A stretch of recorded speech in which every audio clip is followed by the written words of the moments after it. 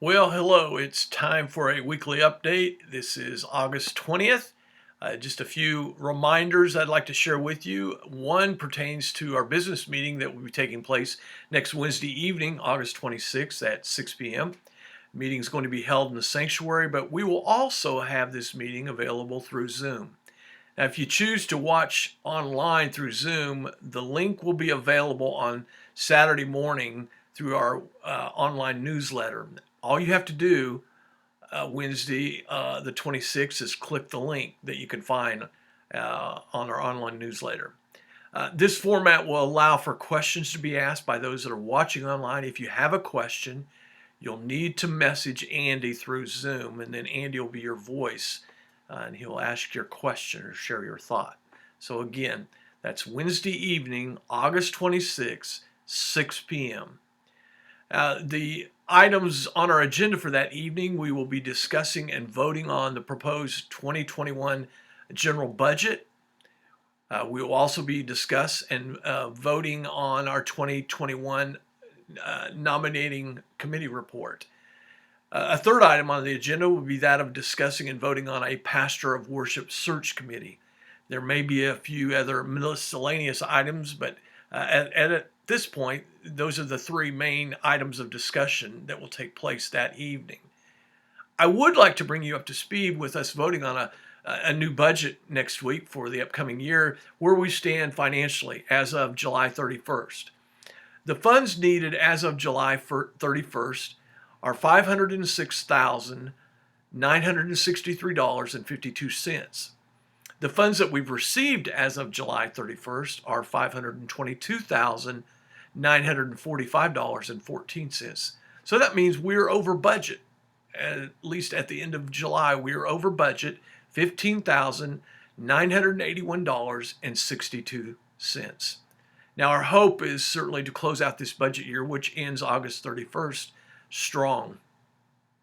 During these unsettling times that we are living under, not every church is as fortunate as ours is. We truly have been blessed by God, and through the faithfulness of His church family, our finances are healthy. We are doing well, and we just give all the praise to Him for that.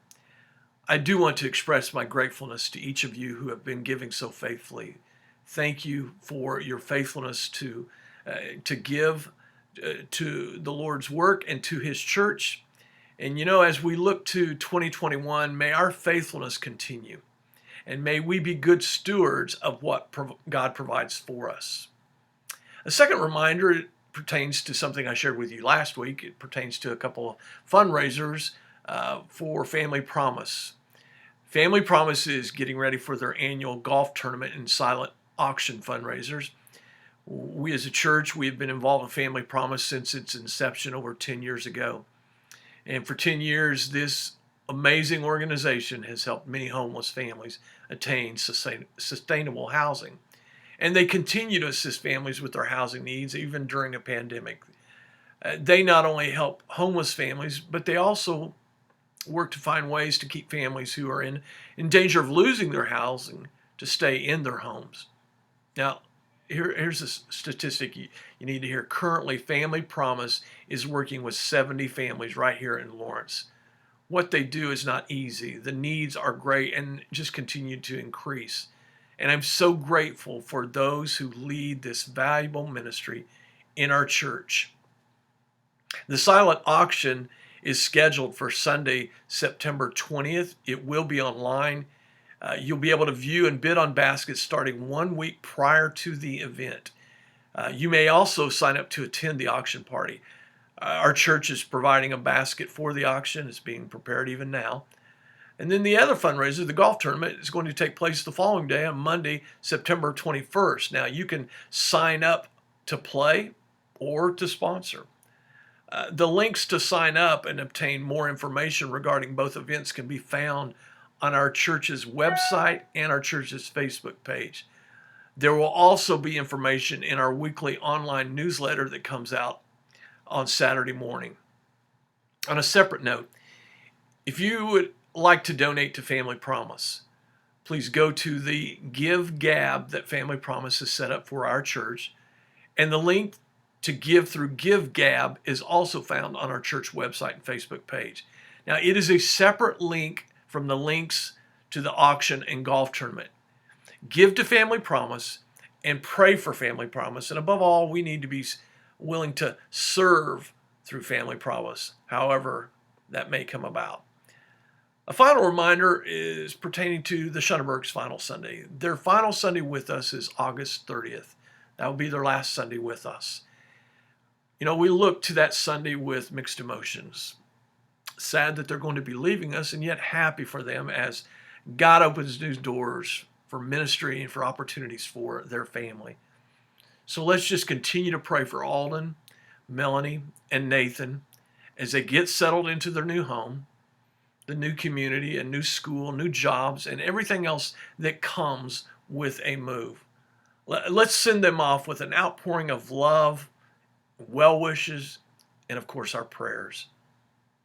This Sunday, I will share plans regarding who will be leading us in worship during the interim period. So again, I'll share that with you this Sunday morning. Something to consider. The Old Testament book of Ecclesiastes is filled with so much insight and practical teaching. Solomon is credited with writing this book, and as you read Ecclesiastes, you will see life presented from a human perspective, but there is also the recognition of God's rule and reign in the world. The teacher, as Solomon is described in verse 1 of chapter 1, he presents instruction to help the young as they attempt to discern the purpose and meaning of their life. But he also speaks to those who have seen their fair share of pain and instability, and yet they still cling to the hope that they have in God. This is a great book to read for the uncertain, painful times that we're living in right now. And as you read Ecclesiastes, you're going to see the journey that Solomon takes readers on. From chapter 1, verse 2, where Solomon writes, everything is meaningless. He says, completely meaningless. Words indicating the futility of life as he saw it. Listen to how the teacher begins Ecclesiastes. In Ecclesiastes chapter 1, beginning with verse 1, the teacher writes, these are the words of the teacher, King David's son, who ruled in Jerusalem. Everything is meaningless, says the teacher, completely meaningless. What do people get for all their hard work under the sun? Generations come and generations go, but the earth never changes. The sun rises and the sun sets, then hurries around to rise again. The wind blows south and then turns north. Around and around it goes, blowing in circles. Rivers run into the sea, but the sea is never full. And then the water returns again to the rivers and flows out again to the sea. Everything is wearisome, beyond description. No matter how much we see, we are never satisfied. No matter how much we hear, we are not content. History merely repeats itself. It has all been done before. Nothing under the sun is truly new. Sometimes people say, here's something new, but actually it is old. Nothing is ever truly new. We don't remember what happened in the past and in the future generations. No one remember what we are doing now. You see, all the hard work, all the attempts to find pleasure, all the hard work and play, and yet it's all meaningless. Pursuing life without pursuing God is meaningless. Our lives may have experienced a setback or two, over the past 6 months, and we may feel as though we're playing catch up. And so we're pouring everything we've got into getting back to what life was like before a virus came along. Maybe the retirement package that awaits you has taken a huge hit. Maybe you feel robbed of being able to be with your family and friends as you like. It might be that, it might be school is nothing like taking classes online is not what you signed up for, and certainly not what you paid for. Life isn't what it used to be. Our lives may have been interrupted, but this isn't something new. And what goes on today may not be exactly a repeat of the past, and yet there are similarities. And there are similarities in the responses as well. The setbacks and challenges that many people had to go through in the past caused many people to work harder.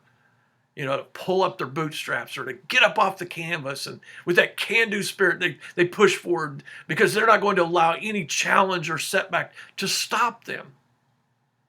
Or on the other side of the coin, some have responded with anger. And they lashed out at those in authority, fighting to get back what was once theirs. We see some of those same responses today. Maybe this describes your response to all that's going on. There are people today that have that can-do spirit.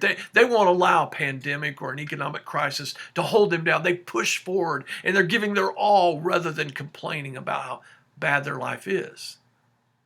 I may have been, dealt a bad hand, but I'm not going to fold. And what a great outlook. What a great attitude. I've asked this question before, and I'll ask it again. Where's God in all of this? Where is he in the hard work? Where's God as we push forward? What have you and what have I done with God? Church, where is God as we attempt to carry out the ministry that we have in this community? What have we done with him? I know and you know he's here, that he's never left us. And yet, are there times that we're trying to push forward, attempting to live our lives under our own strength? Have we fooled ourselves into thinking that we can do it and we don't need anyone to help us, including God? Too often, I think Christians take what we have for granted, including our relationship with God and all that comes with that relationship. Too often, we take the daily blessings of life that he provides for granted. We come to expect God to do these things for us. We expect him to bless us because I'm a child of God and he should bless me. And if our lives experience a setback, well, God, where are you? And if it's a case where we feel as though he's not responding the way that we believe he should respond or in our time frame, what do? Well, if we're honest, many times we take out on our own. We try to handle things the way we believe they should be handled. And all we're doing is pursuing life without pursuing God. When will we ever learn?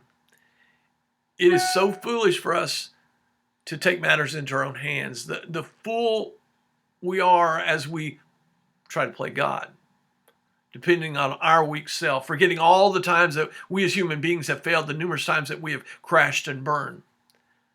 The teacher offers so much valuable instruction in the book of Ecclesiastes. His teachings definitely speak to the futile attempts that we make at living a meaningful life. Chuck Swindoll offers this regarding Solomon's lessons. He shares, will you listen to Solomon or will you let the seductive promises of our times dominate your perspective on what brings contentment? He writes, I'll be blunt. If you make the wrong choice, you're a fool, plain and simple. This man, Solomon, who experienced it all and lived to tell us about it, is going to save you the years of heartache if you only heed what he says. God does not fill the pages of Scripture with words because he wants to keep us busy reading. He gives us truth to change our lives. The teacher concludes this book in Ecclesiastes chapter 12 and verse 8 by saying, everything is meaningless, says the teacher, completely meaningless. Keep this in mind. The teacher was considered wise and he taught the people everything he knew. He listened carefully to many proverbs, studying and classifying them. The teacher sought to find just the right words to express truths clearly. The words of the wise are like cattle prods, painful but helpful. Their collected sayings are like a nail-studded stick with which a shepherd drives the sheep. But my child, let me give you some further advice. Be careful, for writing books is endless and much study wears you out. That's the whole story. Here now is my final conclusion. Fear God and obey his commands, for this is everyone's duty. God will judge us for everything we do, including every secret thing, whether good or bad. There will come a day when we will all look back on 2020, reflecting on all that took place during that year. And hopefully, there will be things that we did that made us proud. There are probably things that we wish had never happened. And as we reflect back on 2020, what did we choose to do with God? And all of that took place. As the teacher reminds us, God will judge us for everything we do, including every secret thing, whether good or bad. You know, I would encourage you, if you've never read the entire book of Ecclesiastes, take some time and read it. If you've read it before, read it again, because it will be well worth your investment of time. And so until Sunday, I hope you have a great week, and I'll be praying for you as we gather this Sunday to worship our Lord.